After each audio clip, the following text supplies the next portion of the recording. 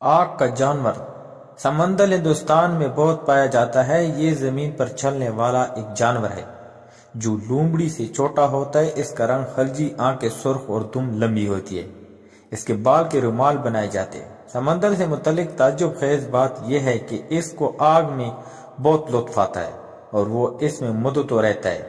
جب اس کے جسم پر میل جم جاتا ہے تو سوائے آگ کے اور کسی چیز سے صاف نہیں ہوتا۔ مورخ ابن خلقان کا بیان ہے کہ میں نے سمندر کے بالوں کا بنا ہوا ایک کپڑا دیکھا جو کسی جانور کی جول کی طرز پر تیار کیا گیا تھا۔ لوگوں نے اس کو آگ میں ڈال کر آزمایا تو آگ کا اس پر کچھ اثر نہ ہوا۔ پھر اس کا ایک کنارہ تیل میں ڈبو کر چراغ میں رکھ دیا۔ وہ دیر تک جلتا رہا۔ جب چراغ گل گیا تو کپڑے کو دیکھا گیا، وہ اپنی اصلی حالت پر تھا۔ کسی قسم کی تغیر اس کے اندر نہیں آیا۔